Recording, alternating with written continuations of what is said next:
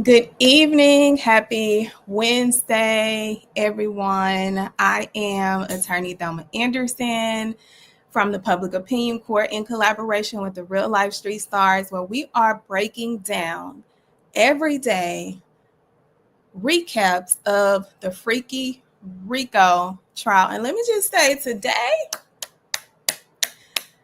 kudos to the defense team on the second witness, not the first one. Because the first one, they couldn't do nothing with him. But the second witness, and this is why I always tell people, especially in the legal profession, if you want to get shit done, call a black woman. And that's exactly what happened today. Diddy's legal team made sure that they had Mark sit his ass down. He do not get to embarrass them anymore. And our girl took on the second witness today. But we're going to get into that. As you are entering into the room, make sure you are liking and subscribing. So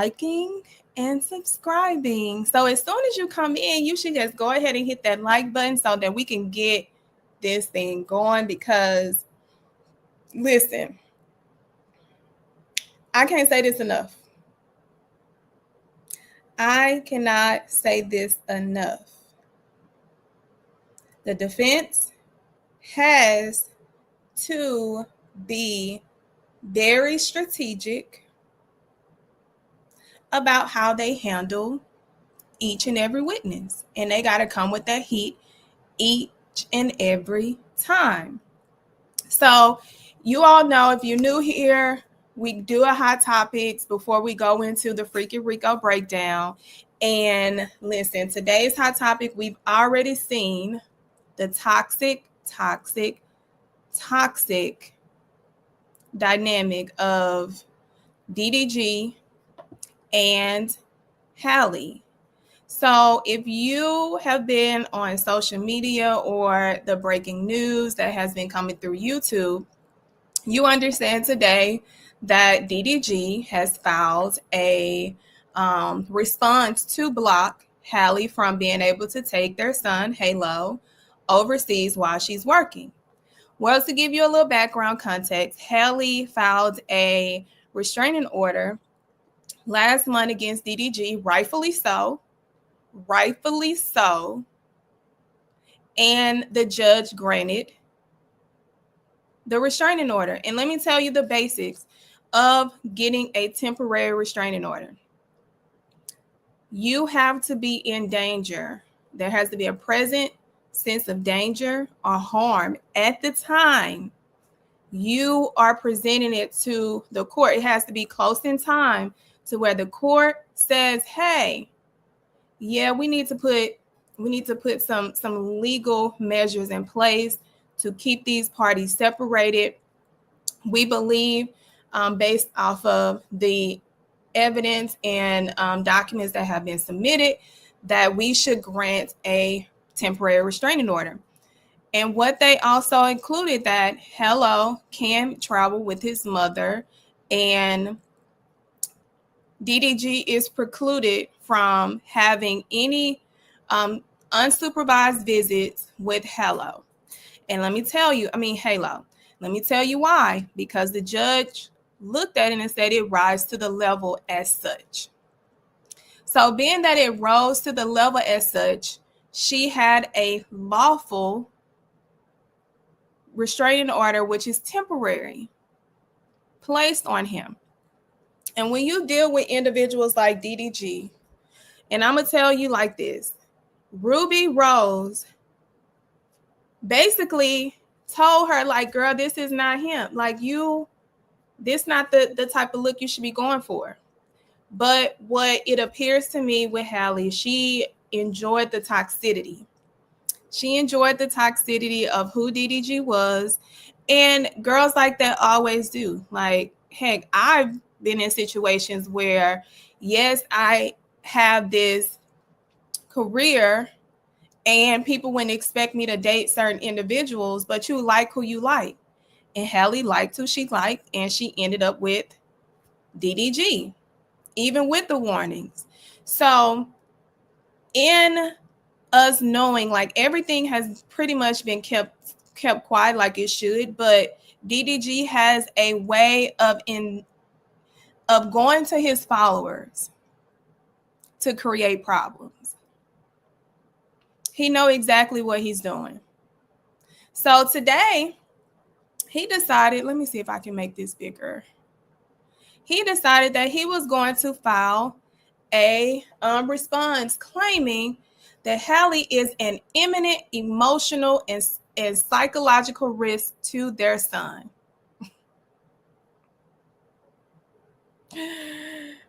Y'all, the games people like this play.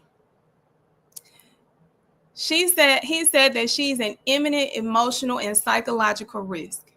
Now, mind you, when the judge put this in order in place,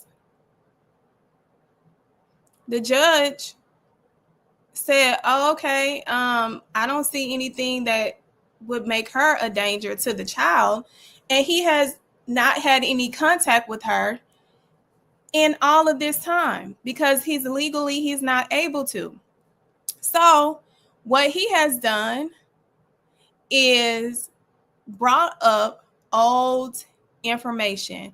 Let me see if I can put myself all the way back.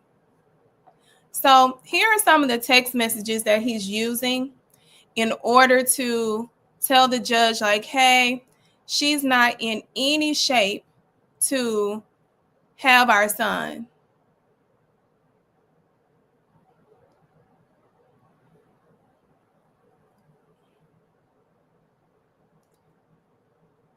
Just say no. I know exactly what I looked at.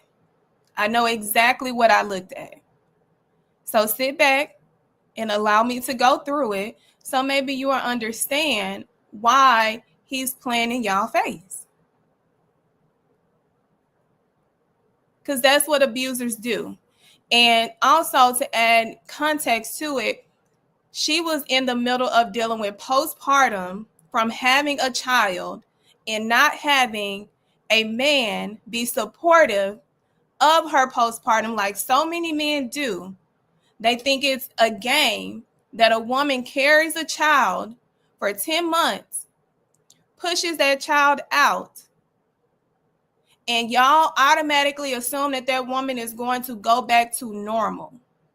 No, that is when a man is supposed to step up even more to make sure that woman is comforted, make sure that woman has stability, make sure that woman feels seen, make sure that woman feels protected, make sure that woman knows that she has somebody to help her at every step of the way.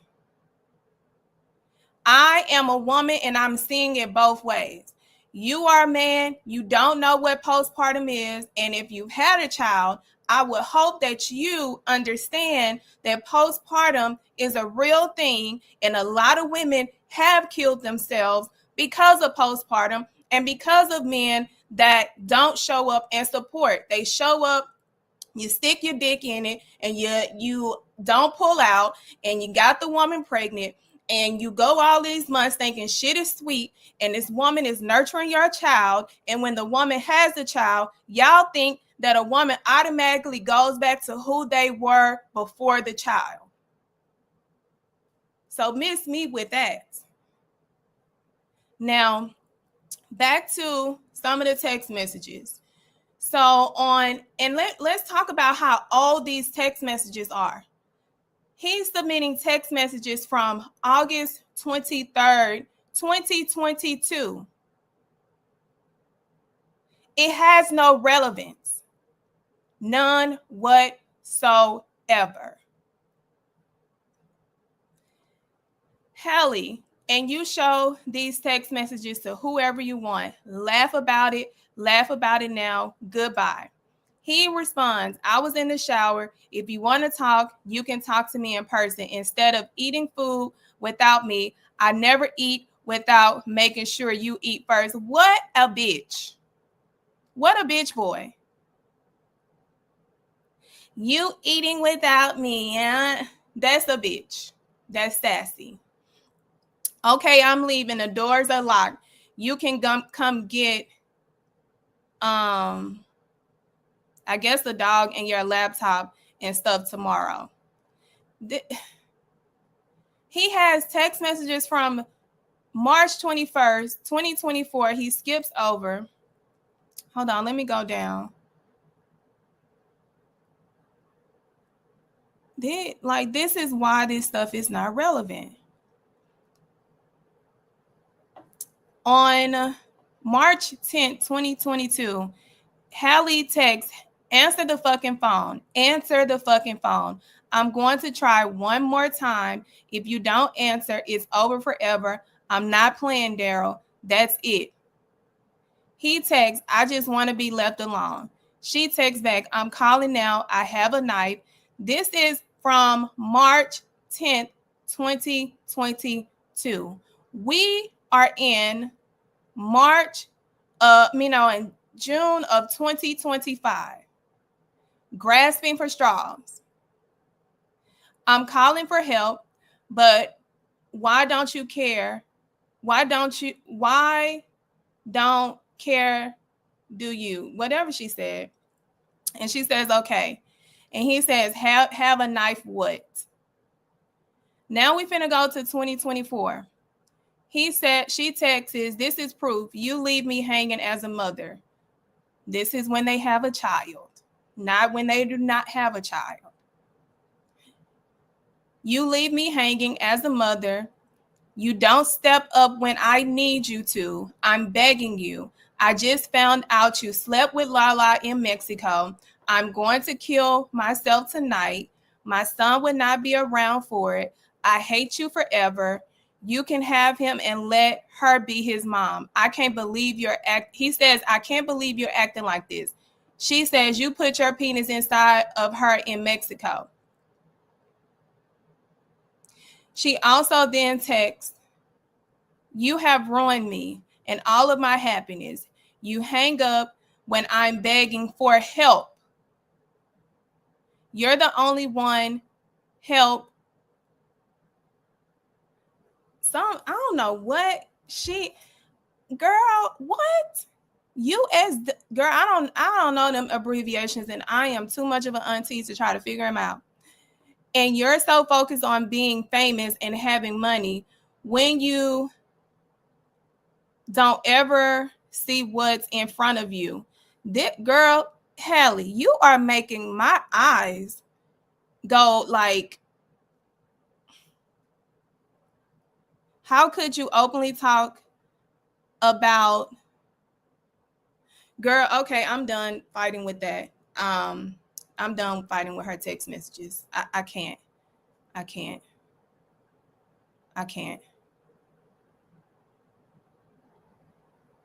That's like, that girl, Hallie.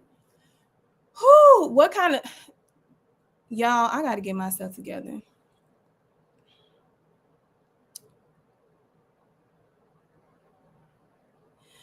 Just say no. Let me respond to you. Because see, not only reading comprehension, but comprehension is so very important with the context of what I stated to you. What I stated had nothing to do with you having a daughter that you're putting through Clark, Atlanta, or Atlanta Clark, whatever Clark it is. I know it's in Atlanta.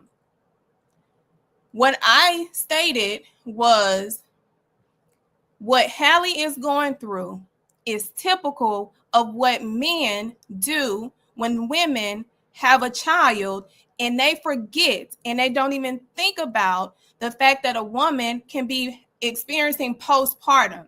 So what does that mean? Since you had a child 20 something years ago and things have changed, hormones have gotten a little more intense, well, not even a little more intense. That means that man needs to show up more in those very early stages of after a woman has a child. That first 8 months is very critical to the stability of a woman and her postpartum, because they have to rebalance their hormones that has given birth to a miracle and has carried and cared and nurtured and fed and kept safe an unborn child. So when a woman has a child and you have a toxic man like that playing with your mental, I don't want to hear any excuse from a man saying that that is okay, when she was clearly not even a year after giving birth and this man is playing in her face and her mental health. That may not be your story, but you're not going to come on here and discredit the fact that this happens more often than not, and DDG is a prime example. Whew. Now I'm back. So there was someone else that entered the chat with DDG and this situation, and it was his mother. Let me see if her information is up here.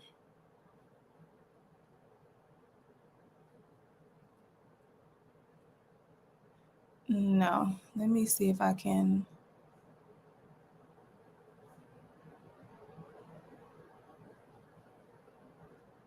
Hold on. So his mom enters the chat. And the one thing I do not care for is mothers who excuses their son's behavior. I would never respect a woman that goes into the court and lies and creates these fake narratives for their son. And let me tell you, I feel like his mom has a motive. She has a motive because he takes care of her. He said it with his own mouth. My mama don't have to work. Well, guess what? Everything that you do has to pay your mama's bills. So guess what your mama gonna do? Write this bullshit. Write it. And I'm saying it's bullshit because it is. And women like her will continue to be a problem until their child unalives someone. So let me go over some of the bullshit that his mama wrote in his affidavit, because her son got to take care of her, and so she need him to work. I am the mother of Daryl Granberry, the respondent in the above entitled matter. I make this declaration based on my personal knowledge, and if called as a witness, I would testify. I'm saying testify, but I would testify competently to the facts stated herein. So she goes on to say, both George and I were involved in identifying and locating multiple Apple AirTags that were secretly placed in Daryl's vehicle. The first AirTag was discovered in June of 2023. Daryl called me that night stating that the petitioner had shown up uninvited to a movie theater in Beverly Hills where he was attending a film with a female friend. Petitioner called me directly that night, angrily stating that she knew Daryl was at the movies and made threats to fuck him up. George and I drove to the theater out of concern for Daryl's safety. Bitch, what? Your son has been linked to beating up other women, allegedly, by Ruby Rose, alleged that he was abusive. And you want us to believe that Hallie is a threat to a man that just told his brother to go and jump another man? Girl, get out of our face with this. Get out of our face with it. So, And they use these salacious words to try to invoke emotion. Girl, your son is a piece of shit. When we arrived, we saw Petitioner outside of the theater, visibly upset and attempting to confront and physically fight the woman he was with. I personally intervened and helped de-escalate the situation. The next day, George, Daryl, and I thoroughly searched and found Apple AirTags hidden under the seat. So my question is, you found those AirTags, but you didn't find out who owned those AirTags or who purchased those AirTags? Thrown out. Inadmissible. Hearsay. Lies. Your son probably planted it. We're not buying that. We don't even believe it. A few days later, George received similar AirTag alerts while driving Daryl's Cadillac. Although we initially could not find the device, the alerts persisted. So you find them, but you didn't get the alerts beforehand. Bullshit. Find somebody else to play with. Because wait, your son is taking care of you and a grown-ass man. That's the motive. That is the motive. Approximately 2 to 3 weeks later, yet another AirTag. See, this is why I'm saying, like, girl, get out of our face with these lies. Out of our face. And y'all have not put, there is nowhere in this affidavit where y'all have stated, oh, we called Apple and Apple stated these AirTags was purchased by this person or belongs to this account, or you didn't subpoena, not even subpoena, you can't even confirm if it was Hallie or not.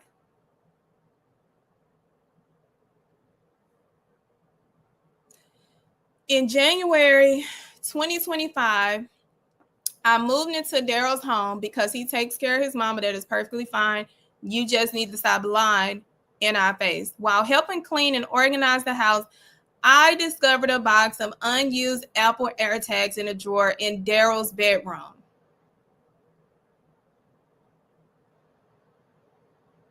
All of a sudden, now it belongs to the petitioner who had lived in the home on and off. Now, y'all want us to believe Hallie left AirTags at the petitioner's home in a drawer that you can easily access.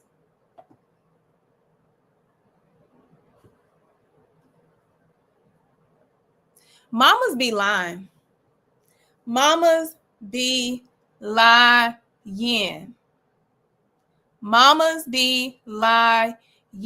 You can't explain how she got this scar and this bruise. You can't explain how her tooth is cracked, but you are focused on a goddamn AirTag.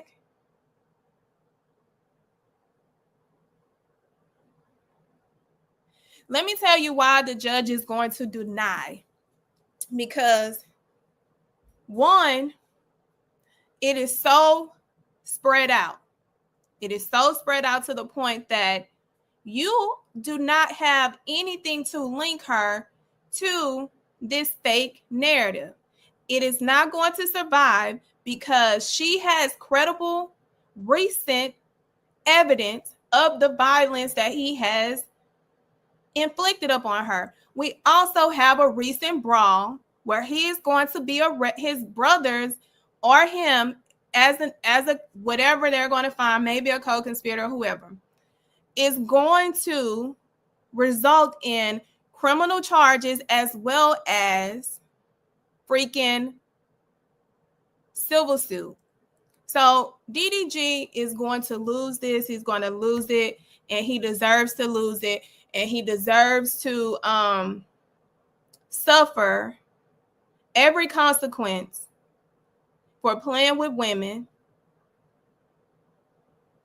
And I hope that the judge grants her submission that he cannot talk about her. He cannot talk about their son on his channel. He needs to focus on himself because he is a problem. So I just wanted to go in on that with DDG because I'm so sick of him. I am so sick of him. But now it's time for us to get in why we are here. The Freaky Rico nightly recap. The Freaky Rico nightly recap.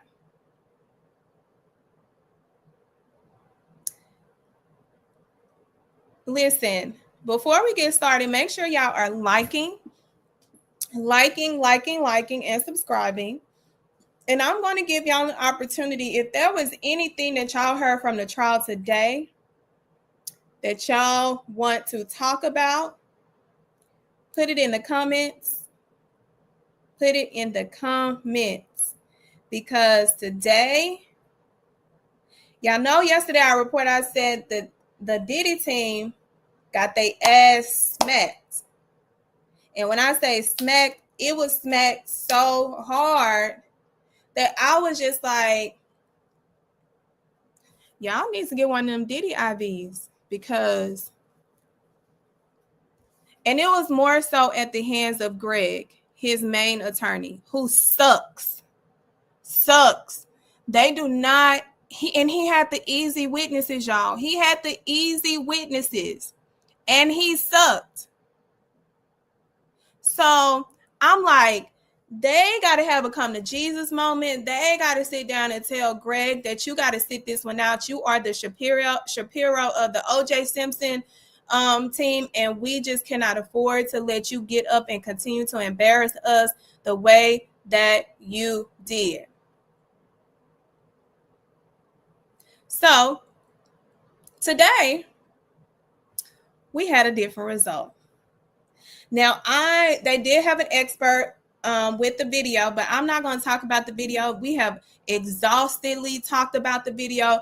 The video is an accurate and true depiction of Diddy beating Cassie, which also resulted in Cassie getting a $10 million settlement because they bribed the workers to give them the video and destroy evidence, which is also obstruction of justice. So many things. So we're not going to go into that video anymore. Just know the expert confirmed that it's a true and accurate copy or depiction of the authenticity of the original. Nothing was altered or deleted. So now we have Cassie's friend. And I'm going to call her BB because I can't pronounce her damn name. And I'm not even finna try. Just know BB testified today, and she was crossed by Westmoreland, which is a Black female attorney out of Atlanta that works with Steele. And I'm going to tell you, like I always say, if you want to get shit done, send a Black woman. And that they did. And that she showed up. And that she did deliver. But was it enough? I don't know. That's the jury's decision. I'm just here to break down the legal context of her testimony. So BB and Cassie have been friends. I think they met 2015-ish. And BB is a graphic designer and also a shirt designer. So when they met, they became friends. She testified that she saw some of the early stages of the abuse, which is why it took her so long to come and hang out with her and Diddy, because she was like, the man was putting belt to ass on my friend, and I just could not do that. And another interesting fact about Miss BB is a lesbian. Miss BB like women. Miss BB don't like pee-pee. She don't like pee-pee. She like women. She don't like pee-pee. So her and Cassie used to hang out. Cassie eventually told her, was like, hey, let me get you hooked up with our collaboration with Diddy. Okay, cool. So she starts hanging out with them on a consistent basis.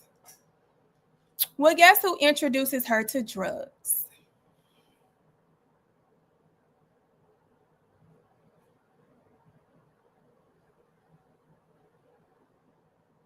BB. BB, Brian, BB, Brianna, BB. So she testified early in her testimony that Diddy introduced her to ketamine, cocaine, G, Cocoa Puffs, like so much stuff.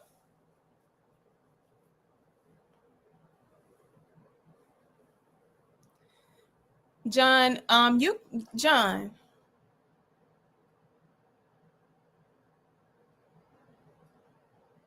Guess what, John?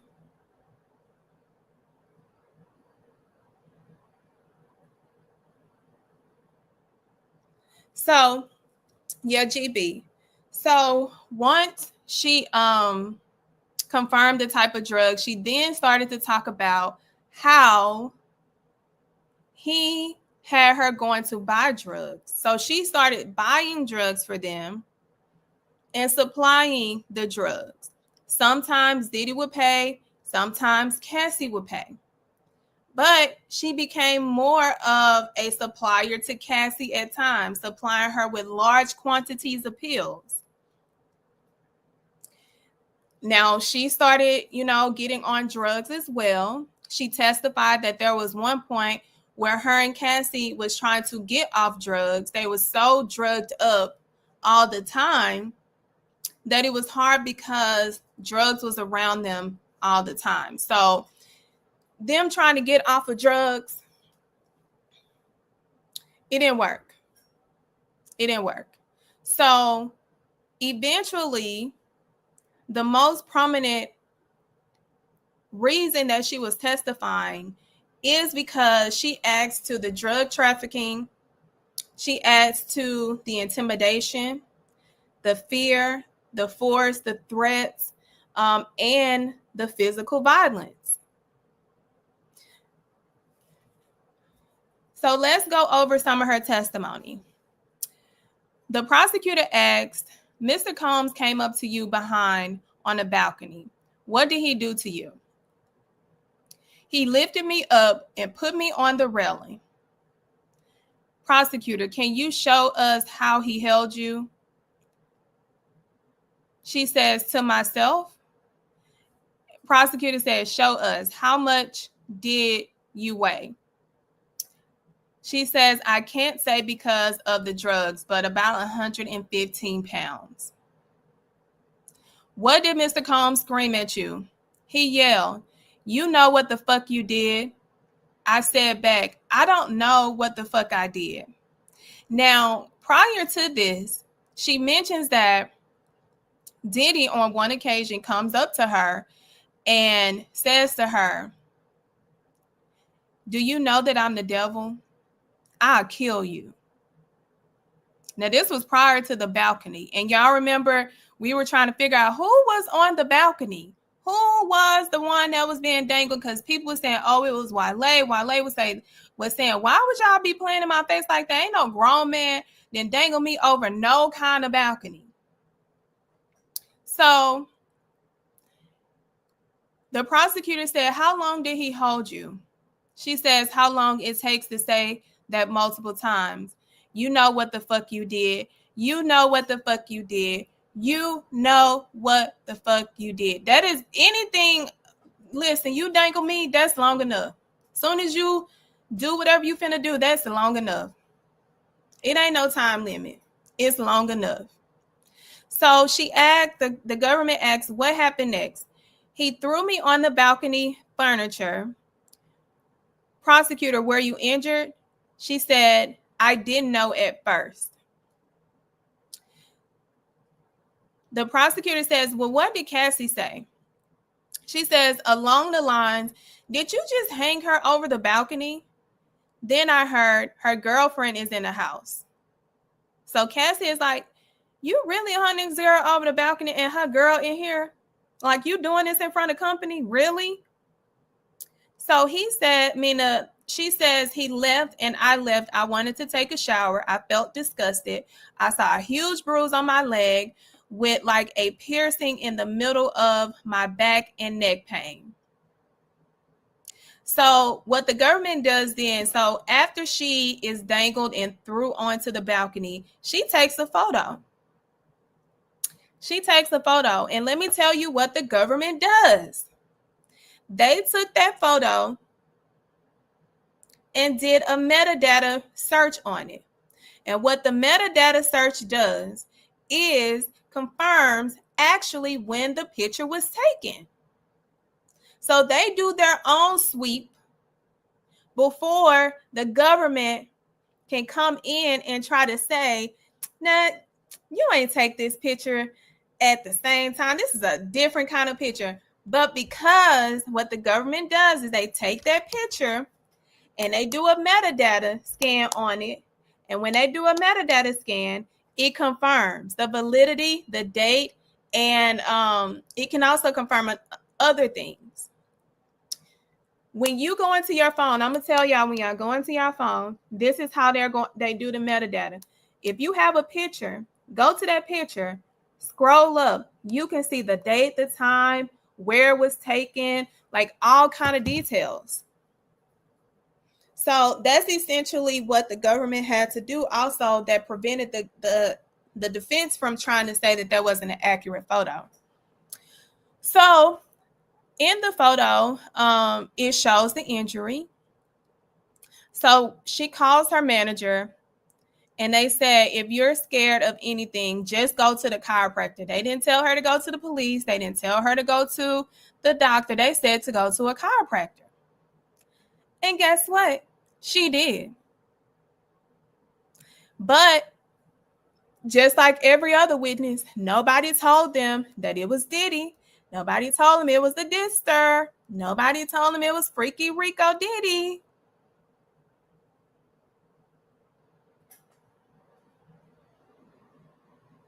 And so that was pretty much the main objective of the government's questioning. They kept it short and sweet, which I disagree with how short and sweet they kept it. Because this girl was selling drugs, was alone with Cassie. She was doing so much drugs that the defense came in and like a thief in the fucking night. Like a thief in the night. So the defense comes in on cross-examination. You testified that Mr. Combs dangled you over a 17-foot floor balcony. Can you specify the exact location and circumstances of this incident? That's what I said. If you want to get shit done right, call a black woman. Off the rip, she's starting with that heat. She came in with a full clip ready to unload. The water was already hot from the first question. She responds, it occurred at Cassie Ventura's apartment in Los Angeles, September 2016. I was on a balcony when Mr. Combs approached me from behind, lifted me up, and hung me over the railing. Defense, in your initial interview with the government, did you describe the events as happening during a party rather than while you were sleeping? She says, I don't recall the exact details I provided during that interview. Defense, you mentioned that Mr. Combs threw a knife at Ms. Ventura. Can you provide the details about that incident?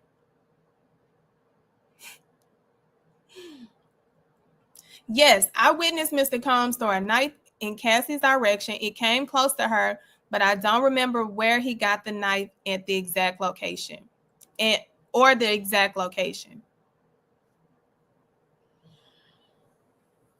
Defense, did you report either of these incidents to the police? No, I was too scared. See, this is one of the things that I think the defense needs to stop doing, is asking them why, if they reported it to the police, because now you are giving more energy to the fear that they continue to say as to why they didn't report it. You want the jury to automatically think that on their own. Every time they bring up about police, it doesn't make them look good because it goes back to that power and control wheel. So the defense asks, you and Ms. Ventura had a history of drug use together, correct? She says, yes, we use marijuana, cocaine, ketamine, ecstasy, Molly, GHB, acid, and Vitacaine. Good goddamn. And some Cocoa Puffs. Good Lord. Godly. Jesus. Jesus Christ. Y'all, that's a lot of freaking drugs. That's a lot of drugs. One thing that she did identify that Diddy didn't like when Cassie would do drugs with other people. Hold on. Where is the rest of it? Oh, crap.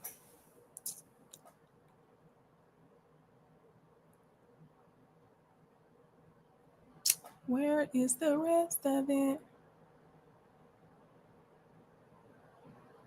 Okay. So then she goes into ask, did you sell drugs to Ms. Ventura?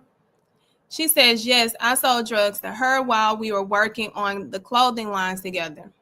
Defense, isn't it true that you and Ms. Ventura coordinated your testimonies regarding these incidents? So what essentially happened? So they are still friends. Let's just put it out there. They are still friends. They remain friends. It was never a question of their friendship. What essentially happened is once Cassie was prepared to file her lawsuit, she contacted her friend and she asked her friend for permission if she would be okay with her identifying her name in the lawsuit because of how much danger people could potentially be in, which that's a responsible thing to do, is contact someone to make sure it's okay for you to mention their name in a lawsuit. You are giving them a heads up. Like, how many of you would be okay with your friend putting you in a lawsuit against the biggest mogul in hip hop, and you wake up the next day and you find out, oh shit, I got the heat on me? No, Cassie did the right thing, but the defense was like, oh yeah, but y'all use that opportunity to compare testimonies, because soon as Cassie filed, she filed soon after. Yeah, like I want, listen, I'm gonna keep it a whole 100 with you. My friends better know I'm gonna stand 10 toes down behind you. I got your back, your front, back, your side to side, but I can only do that if you give me a heads up. on certain things like this to allow me to make the decision if I want to go toe to toe, flow to flow for you in that way. Give me that opportunity to say no. And guess what? You have the right to say no. That is your right. And that people just got to respect it. So Cassie told her no. BB told her no. She was like, no, I'm not doing that. But Cassie still was able to talk about the incident. That's why it was so many people speculating on who, what, when, where, and why. So listen, y'all, go ahead and make sure you are liking, so we can get that engagement up. It's so easy. You can go ahead and like right now. Then the defense attorney said, you have a pending civil lawsuit against Mr. Combs seeking $10 million, correct? Because before that, she said, yes, we discussed locations, potential dates related to incidents, which is not a problem. If you need your memory jogged, and this is why some things the government be doing, this is why some of the things that the government be doing, I'll be like, y'all are missing the mark. Y'all are missing the mark. And what I mean by missing the mark, they're bringing up the fact that she contacted Cassie to jog her memory. Diddy contacted Mia and said he needed to jog his memory. Are we missing anything here? Is that not the... I thought so. So she says, yes, I filed the lawsuit in November 2024, which is right after, seeking justice for what happened to me. Defense asks, did Mr. Combs or anyone from his team contact you after the alleged balcony accident? She said, yes. A day later or two, someone from his team FaceTimed me and said, I don't want any problems from you.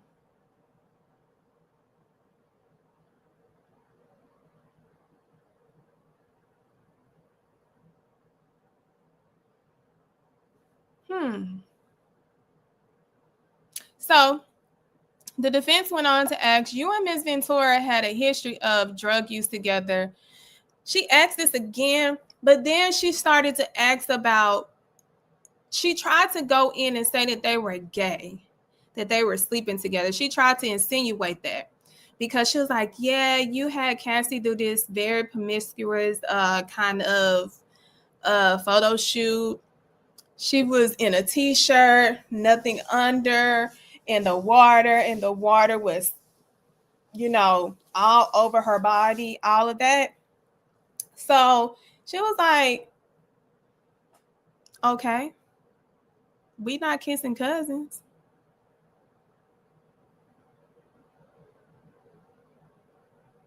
We not kissing cousins. So what the hell? We have a good question. Does dangling her over a 17-foot balcony floor balcony constitutes an attempted murder because he could have killed her? Absolutely. California would have definitely done something about that, but she never reported it. So, but yes, you are right. In many jurisdictions, that would be considered attempted murder. That is just so fucking stupid. And she stated she was smaller at that time because she was on so many drugs. I just went over the list of drugs that she was on.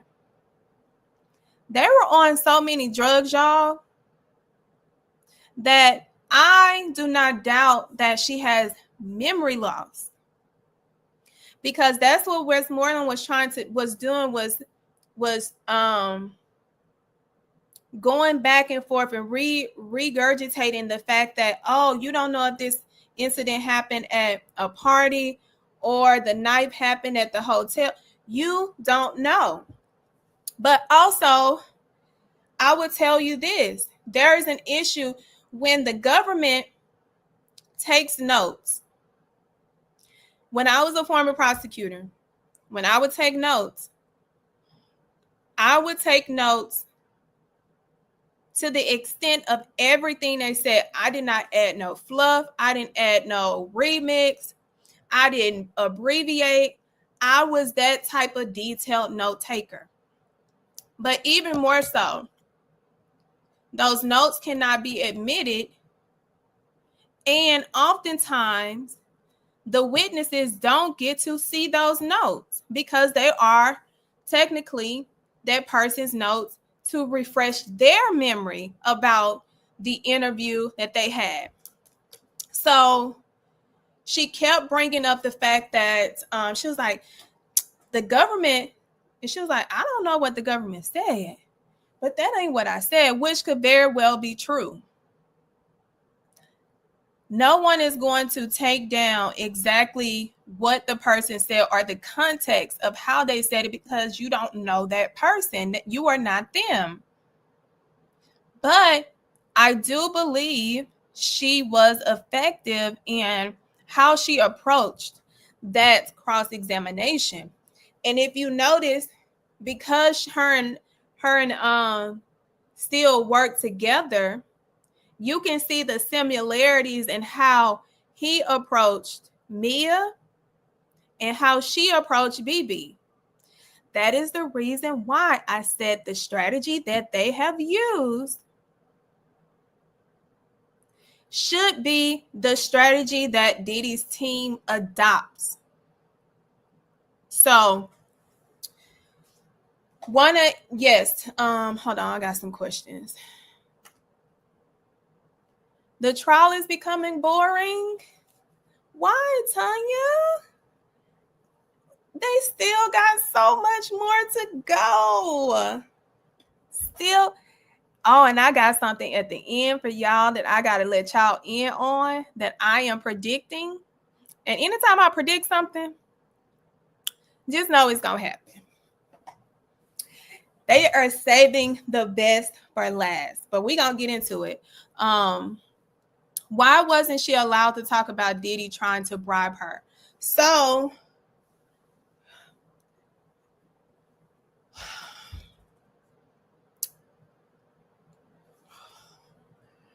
how do I explain this? One, it's still an open civil matter. They got into it a little bit. Y'all remember Deontay, my favorite witness of this whole trial, the fabulous stylist, and he was talking about there was this janky music producer he had mentioned. That particular music producer is the one who called her after she filed her lawsuit and said Diddy wanted to talk to her.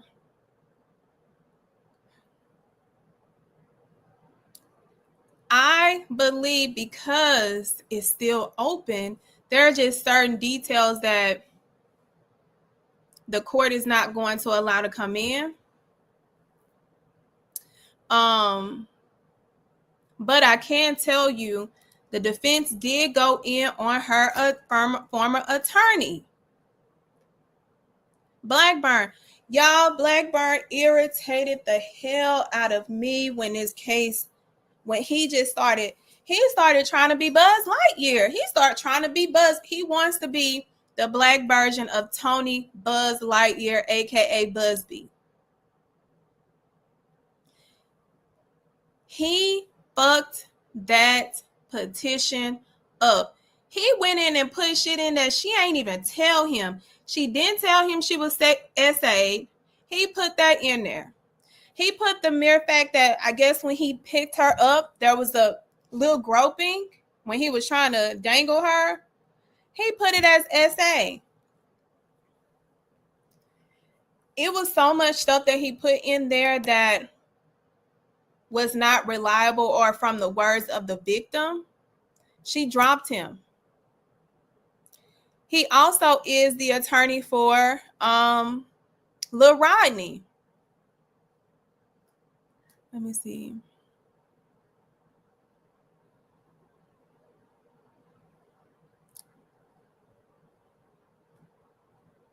I know. She fired her first attorney because he was trash. He was trash and he fucked it up. And that's the reason why they're on cross-examination using his fuck ups to try to discredit her. So let me show y'all something. Y'all want to see something? If y'all want me to play this video, drop a thumbs up in the chat. Drop them thumbs up, and I got some questions that I'm going to answer.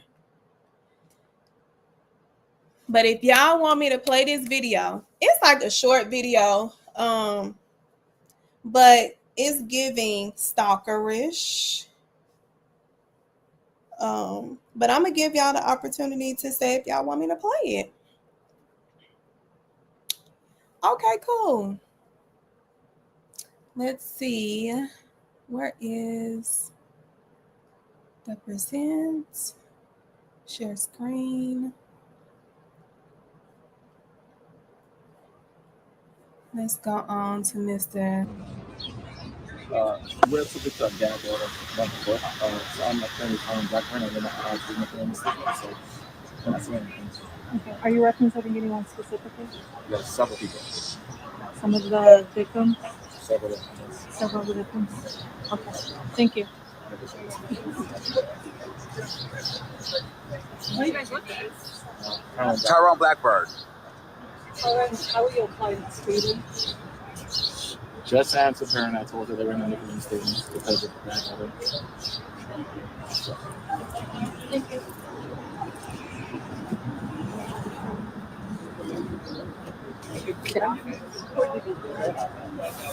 Just answered her question and said that I'm not making any statements because of the bad weather.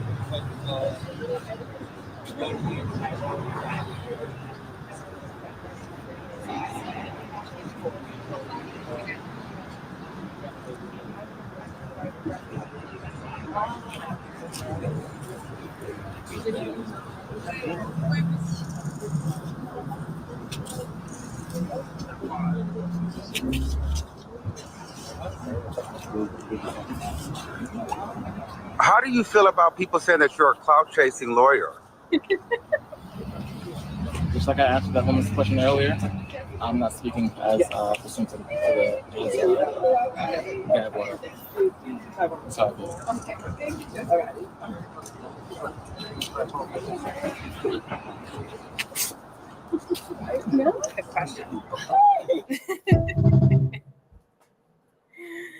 Y'all, listen.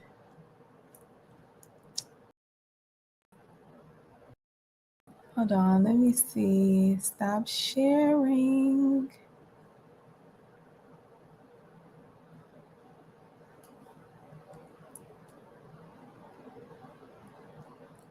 So I played Lil Blackburn because he is everything that Armand stated, a clout chasing lawyer. And yes, that was Lil Rod. Shout out to, we got John Scott from Scotland. Come on, international. Give it. Thank you for being here. I know it's a time difference, but thank you for being here. I know that this is also an international style news case that people are paying attention from across the world. So I'm just, thankful that you decided to come in and tune in with us. But Blackburn has messed up so many complaints to the point where judges have called him out. Judges have probably sent complaints to the bar about him that he probably has the answer to. And he even messed up Lil Rodney's petition to the point where some of the claims were thrown out because of it. So yeah, he messed up that case. He messed up her petition to where she had to go with someone else. And I would tell y'all this in regards to, let me put back the PowerPoint.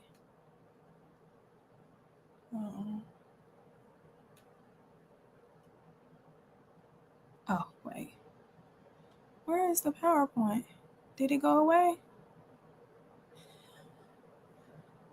Oh, no, here it is. So there was a question about the settlement.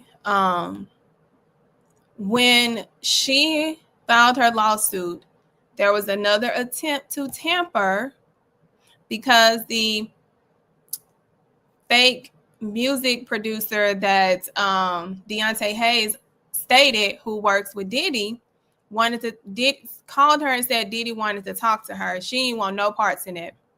None whatsoever. But there was a offer on the table that they sent that was rejected. So y'all tell me,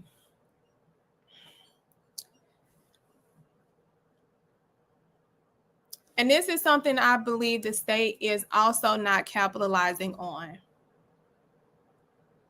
He settled that Cassie case within 24 hours.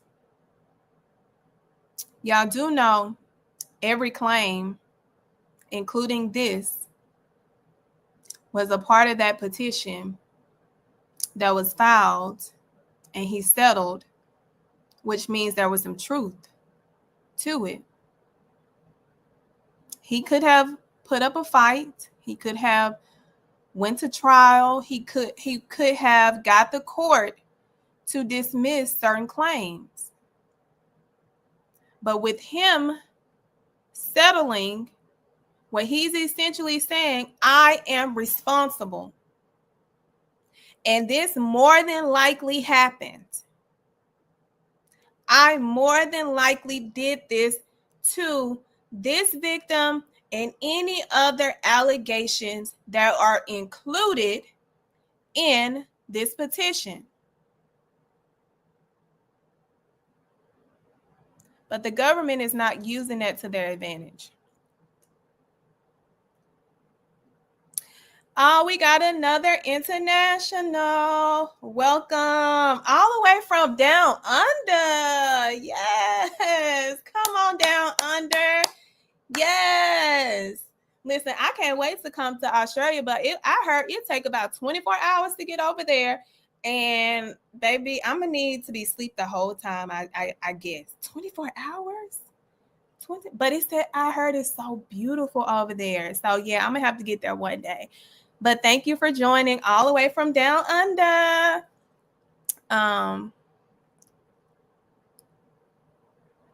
Yeah, that's the same guy. That's the same guy. So how do y'all know if R. Kelly's cellmate was actually his cellmate? I don't even know what that means. I ain't even gonna hold you.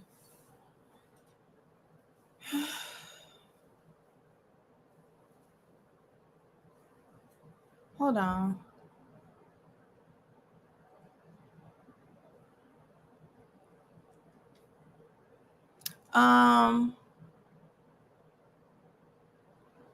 Yeah, drugs.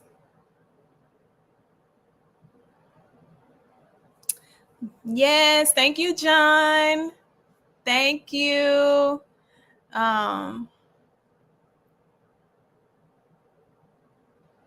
Thank you so much. Listen, I love that. I love that. I love it.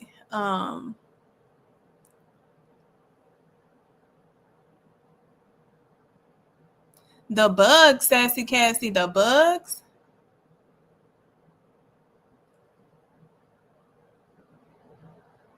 Listen, I'm going to listen. That's on my bucket list this year for my birthday. We're going to Tokyo, and we're gonna go across the Japan. We're gonna go over there. We doing that. They have big bugs. Okay, I got off track, y'all. So back to the Ditster. So this is my assessment of the effectiveness of the cross-examination. I do think it was effective. I do think Westmoreland did what she needed to do because, one, what she did, she got her to admit that, she was selling drugs to Cassie as a standalone. What she's trying to say is Cassie was doing this on her own. You was getting paid by Cassie separate and apart from Diddy. She got her to admit that they were using multiple substances.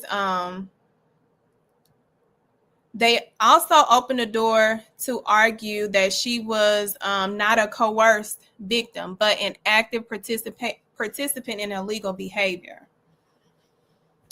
I mean, I ain't gonna hold you, Westmoreland. She did her thing. She did her thing.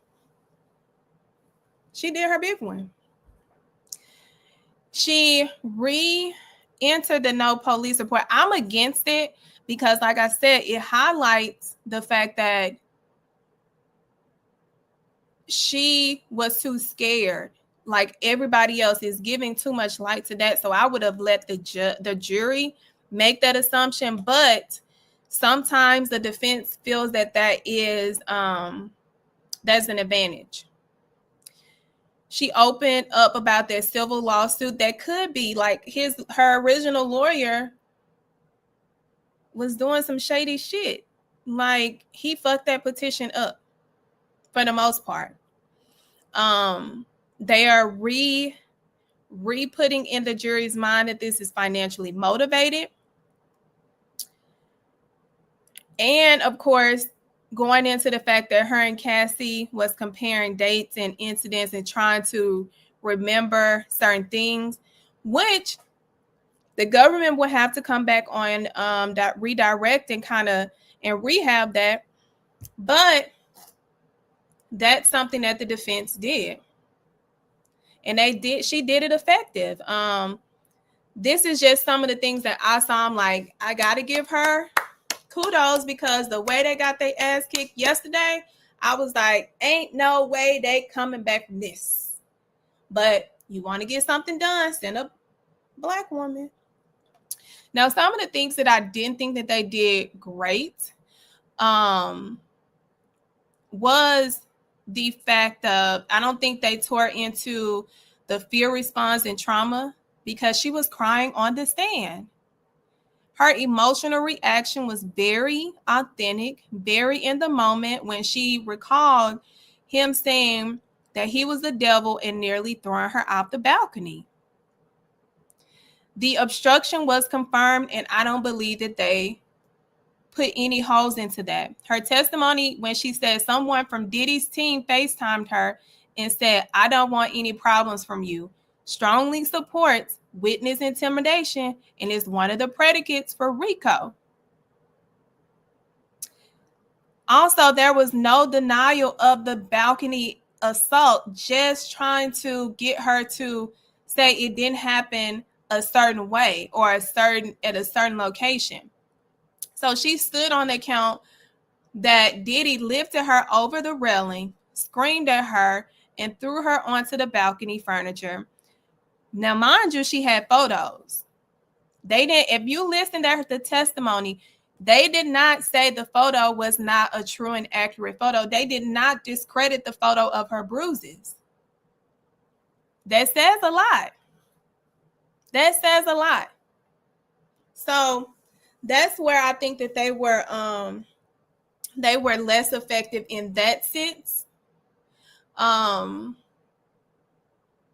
And this is where I went in to break down for y'all what her testimony, and she's still on cross-examination. She's not going to be done until tomorrow. And they're bringing in Jane Doe. But that's not my surprise. They're bringing in Jane Doe.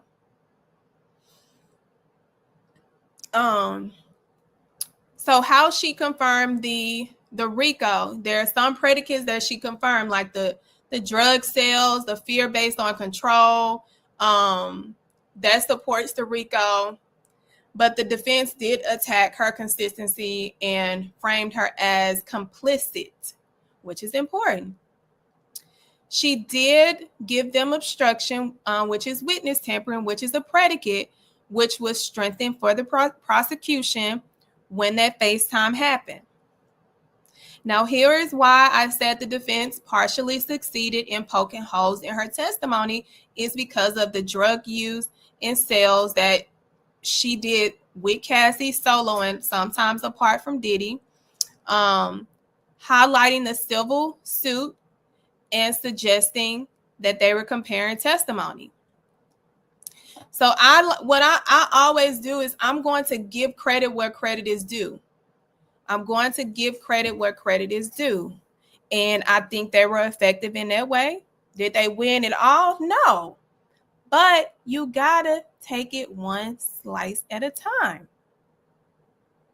Now, when I counter back with the prosecution or the government, I feel that despite the defense efforts to discredit her, her testimony still supports several elements relevant to Rico, including physical violence, fear based off of control, witness tampering, and drug-related enterprise conduct.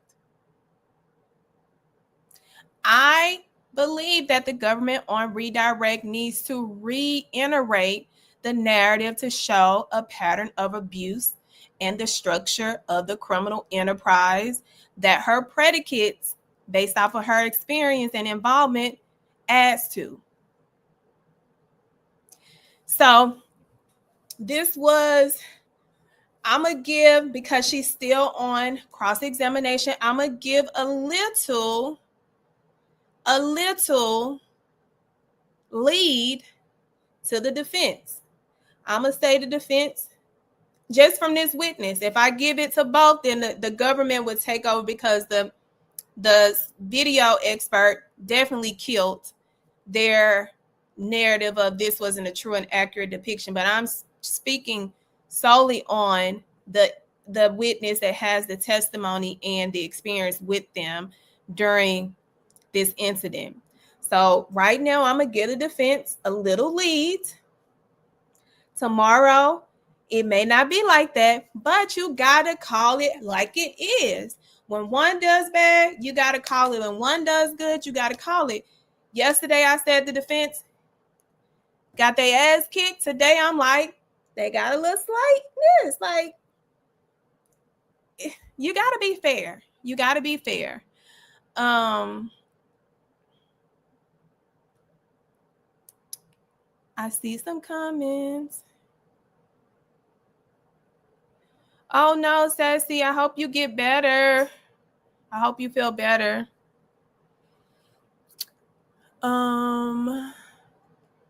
They were trying to discredit her and kept mentioning what was written by the lawyer is totally different from her testimony. Absolutely.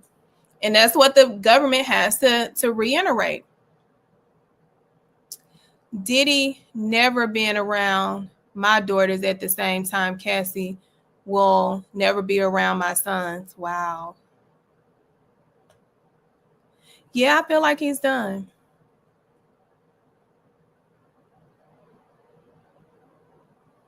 So let me see.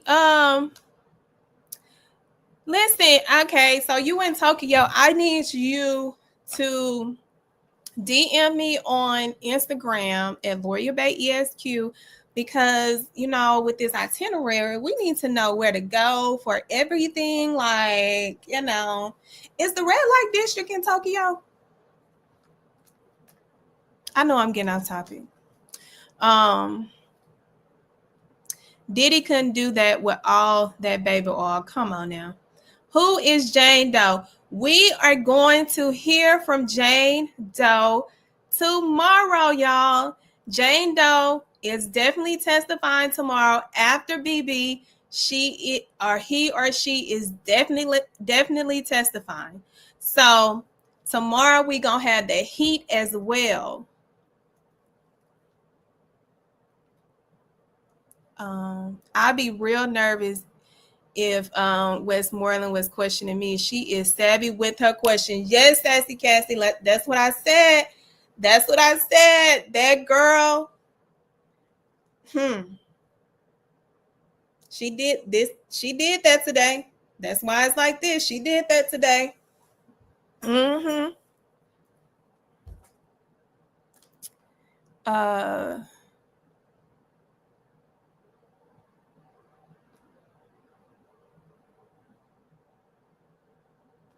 Yeah.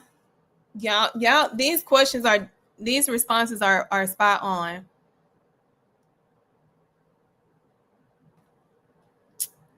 Who is paying you? Because I was in the middle of the room and they tore that girl ass apart.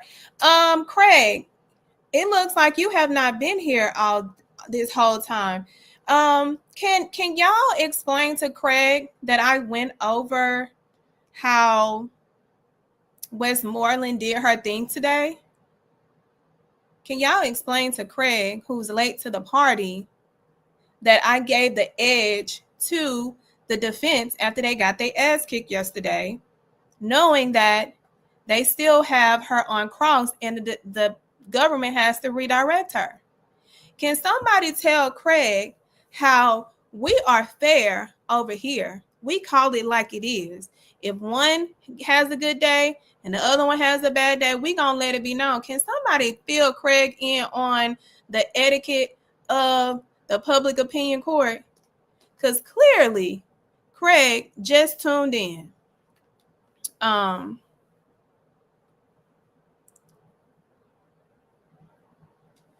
You see, this is how I know he has not been here.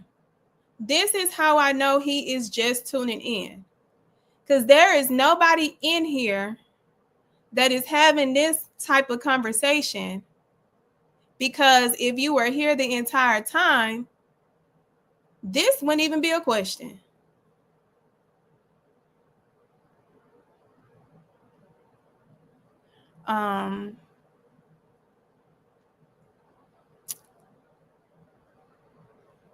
Again, look at Craig, y'all. Craig wanted some attention.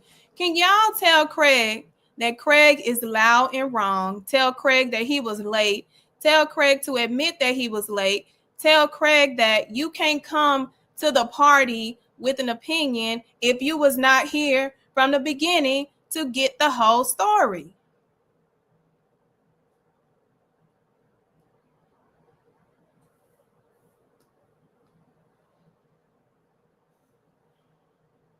Oh, he was in here using foul language? Oh, yeah, he was. I am going in September. When is the summer over?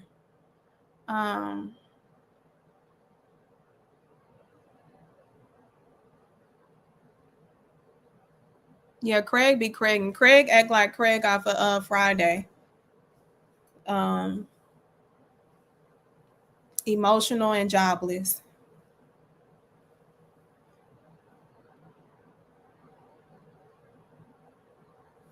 Oh. So, yes, y'all. So listen, I know I got a surprise for y'all. I got a surprise for y'all because I told y'all I was going to let y'all in on some tea that I need y'all to be ready for, because I feel like this is going to happen. I really do. And I'm almost never wrong. But when I am wrong, I can admit when I'm wrong. But I feel like it's not going to be that. It's going to be, this going to happen. This going to happen. So before then, make sure y'all are following my personal page, Gloria Bay ESQ, or my business at the BYOB firm, where we help business owners properly form and protect.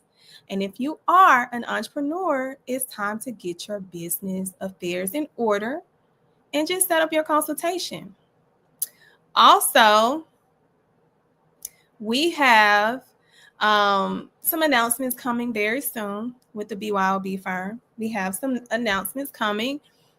I also have a book, Shut Up and Prosecute, that you can purchase on Amazon. And I'm going to tell you, when I released it, it became a bestseller on Amazon. So I was like, yes, finally I can tell the reality of what Black prosecutors go through when we are trying to equalize the justice system and show up to utilize the power in the right way.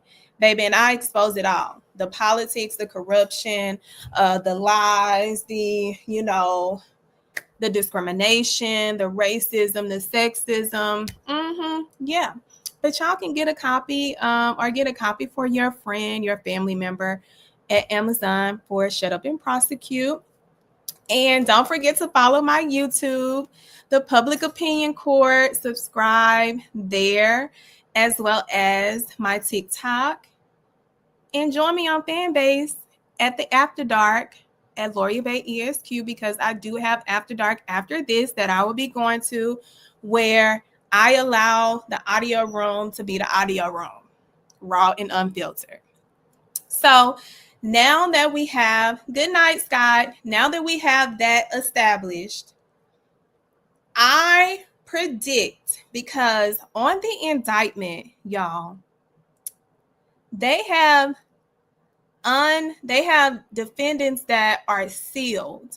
So they have Sean Combs' name and they have defendants, which means that they have unindicted co-conspirators that are sealed, that at any moment, once this is over, they can drop them. They can drop who they intend on prosecuting as well.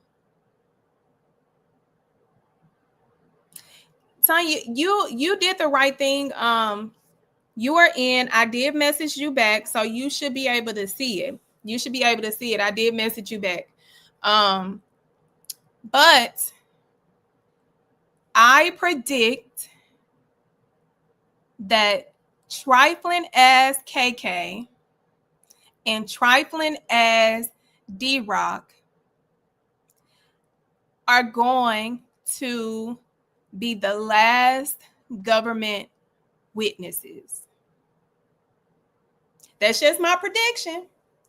When they have that on there, and sealed means they ain't got to tell you, I predict, because if you don't know, they're looking at close to life too. They're going to be the last two witnesses. Yeah, they're going to be the last two witnesses, because the government has put them out there as the co-conspirator. They are not leaving it to the imagination. They are letting us know who they got they foot on the necks of. Is KK, D-Rock, Paulie, Roger Bonds. But KK and D-Rock are the top two. So if you think they have not brokered their freedom,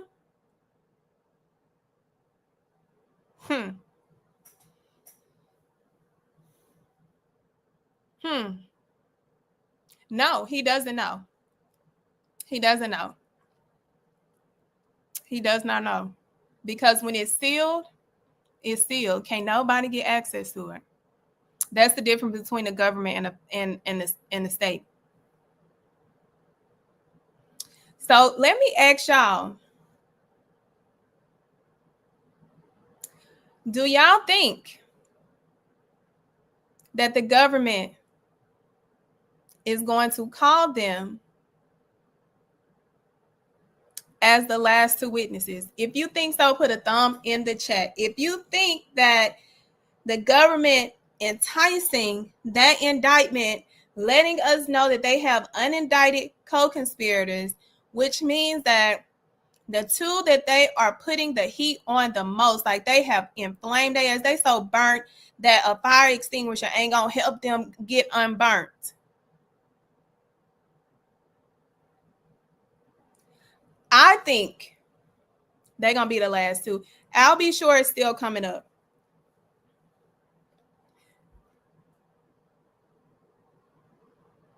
I'm going to tell you all just like this. It don't matter what goes on the case. At the end of the day, Donald Trump. All right, Brian. Alice testifying.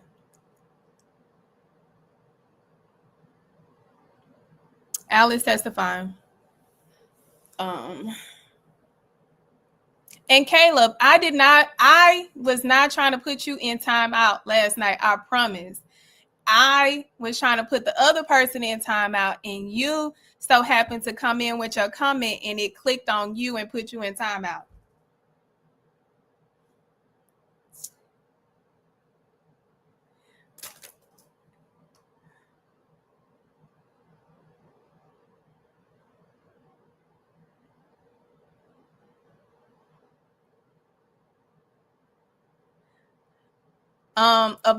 Above average.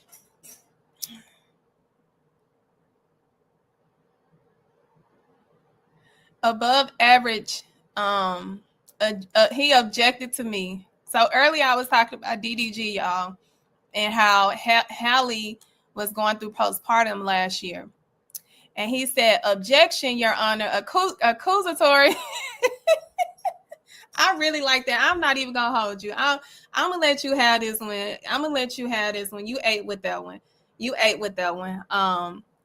But I was talking about how most men do not understand what postpartum is to women. They just have the baby, and the men just think the women go back to normal. Listen, that is a proven fact. Are you few and far in between? Absolutely. Are you probably in a class of men that do pay attention to that? Absolutely. But it's also a man's responsibility to pay attention to their woman's moods, to be supportive, to show up, to identify those things. So, but you ate with that one. I'm going to give you that one.